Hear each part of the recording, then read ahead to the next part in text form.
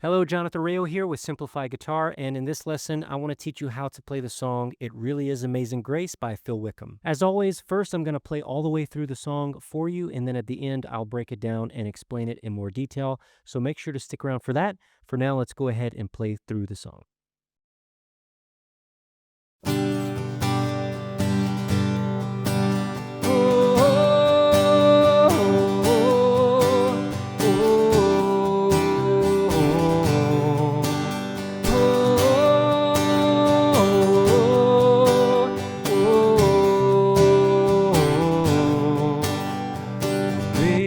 Amazing grace, how sweet the sound that saved a wretch like me. I once was lost, but now I'm found. Was blind, but now I see. Singing hallelujah, there's no chains on me. Thank you, Jesus, you have set me free. Welcome me in, call me by name. In my sin, now I'm dancing on that grave. Hallelujah, it really is amazing grace. Oh, oh, oh, oh, oh.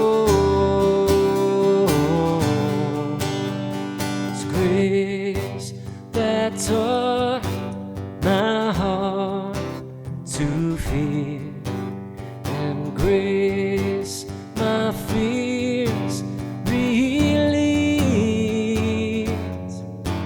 How precious did that grace appear the hour I first believed. Singing hallelujah, there's no chains on me. Thank you, Jesus, you have set me free. You welcome me in, call me by name. In my sin, now I'm dancing on that grave. Hallelujah, it really is amazing grace.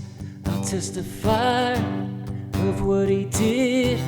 He gave me life, I'm born again. My heart is free, my soul is saved. This really is amazing grace. I'll testify of what he did. He gave me life, I'm born again. My heart is free, my soul is saved. This really is amazing grace. Really is, it really is. This really is amazing grace. Really is, it really is. This really is amazing grace. All right, if you would like to check out the chord chart for this song, you can click right up there to head over to my Patreon page. So for this song, I'm using the G chord family.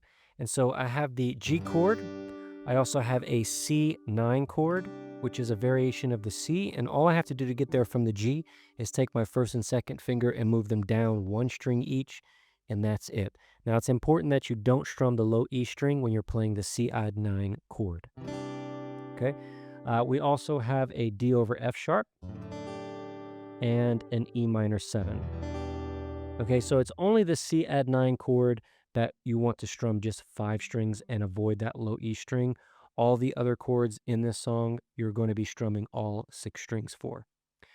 And then for the strum pattern, we're going to be using what's called the hyperdrive pattern, and this one's very common in upbeat songs, especially upbeat praise songs. It's very, very common.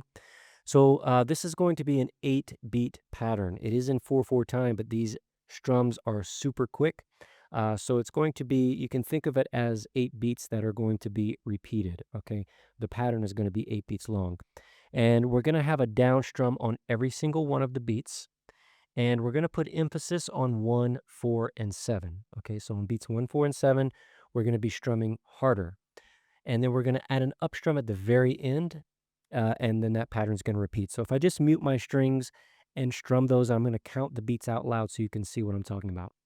We have 1, 2, 3, 4, 5, 6, 7, 8, and 1, 2, 3, 4, 5, 6, 7, 8, and 1.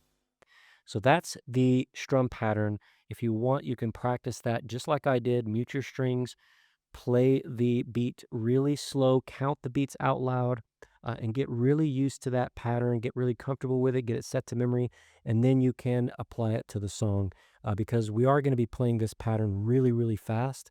So it's going to help if you practice it in isolation so you don't have to think about it while you're also thinking about lyrics and chords and all of that other stuff.